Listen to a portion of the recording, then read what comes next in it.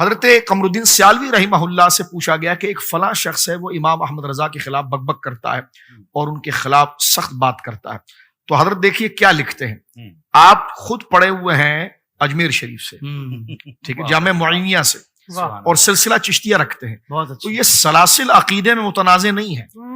یہ بھی آپ سمجھیں، کوئی قادری ہو، چشتی ہو، نقشبندی ہو، سہروردی ہو، سنی ہونا چاہیے. سنی ہونے میں مشترک ہیں. سنیت کہیں سے گر گئی تو نہ وہ قادری رہے گا، نہ چشتی رہے گا، نہ سہروردی رہے گا، نہ نقشبندی رہے گا. تو یہ ہمارے والے نہیں، ہم یہ بات نہیں کرتے، ہم چشتی والے ہیں. تو بھائی اس میں یہ تو مشرب ہے، یہ تو طریقت کے سلسلے ہیں، اس کا کیا ٹکراؤ علماء کے ساتھ. بات سمجھ رہے ہیں. اب آپ دیکھیے حضرت سیدنا قمرالدین سیالوی چشتی رحمہ اللہ فرماتے ہیں کہ جس شخص نے جس کا خلاصہ لباب ہے کہ جس شخص کو تم دیکھ رہے کو امام احمد رضا کے خلاف گویا کہ دریدہ دہنی کر رہا ہے، غلط بات کر رہا ہے، وہ ضرور بد مذہب ہوگا. کیوں؟ اس لیے کہ امام احمد رضا نے خود تو کچھ نہیں کیا، بلکہ جو بھی مسئلہ بیان کیا ہے وہ اہل سنت اور دین کا بیان کیا ہے. اب جو مخالفت کرتا ہوگا وہ سنیت کا مخالف ہوگا، سنیت کا مخالف ہوگا، اور جو موافق ہوگا وہ سنیت سے موافق ہوگا. کتنی پیاری بات حضرت شاہ قمرالدین سیالوی رحمہ اللہ نے فرمائی کہ بھائی اگر اعلیٰ حضرت فاضل بریلوی نے کون سے تم سے چندہ مانگا، یا تمہاری کوئی جائیداد کو الیاذ باللہ ہتھیایا ہے کہ جو تم اس کے مخالف ہو، تو ان سے مخالفت ضرور کسی نہ کسی شرعی مسئلے پر ہوگی. اور ان کی عادت یہ ہے کہ وہی مسئلہ مرتب کرتے ہیں جو اہل سنت کے مسائل ہیں. اور اہل سنت کے مسائل سے مراد یہ بھی نہ سمجھے کہ کوئی قرآن کے مخالف ہو، قرآن و سنت جو چاہتا تھا وہی اہل سنت ہے.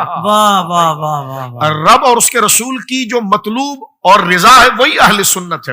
یعنی اہل سنت ہی دین ہے، اہل سنت ہی اسلام ہے.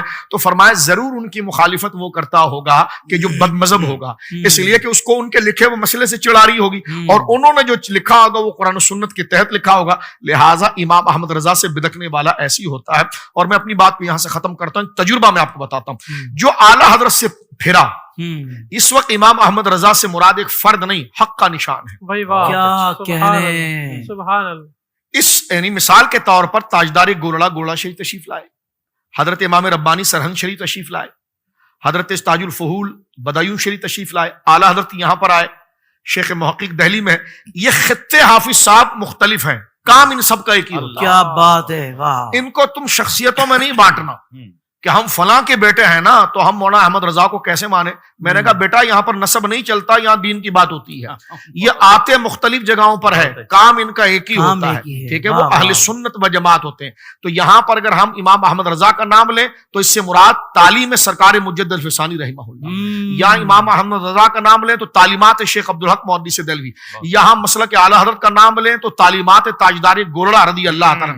ہم یہاں پر مسلک اعلیٰ حضرت کا نام لیں تو تاجدار رامپور بدایون، یہ جتنے محدث اور علماء عرب و عجم کے اندر یہ مراد ہے.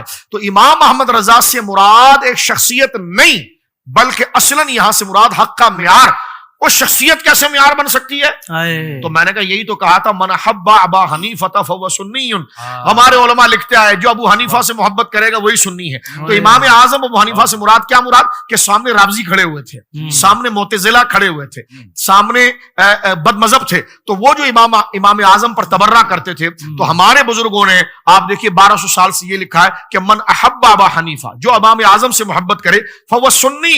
تو اس سے مراد اس لیے کہ امام اعظم سے نفرت سے مراد اس مسئلے سے نفرت ہے، اور ان سے پیار سے مراد اس مسئلے سے پیار ہے. کیونکہ یہ کپڑے کے زمین کے تاجر بیپاری تو نہیں ہے کہ ہم ان سے کسی کوئی دنیا کی جائیداد یا منفعت کی وجہ سے محبت کر رہے ہیں. ہم امام احمد رضا یا ان بزرگوں سے محبت کر رہے ہیں تو دین کی وجہ سے کر رہے ہیں. ان سے جو بدکے گا تو وہ دین سے بدکتا تھا، اور جو ان کو چاہے گا تو دین کی وجہ سے چاہے گا. تو لہٰذا اپنے آپ کو حقیقت کے آئینے کے سامنے لے آئیں.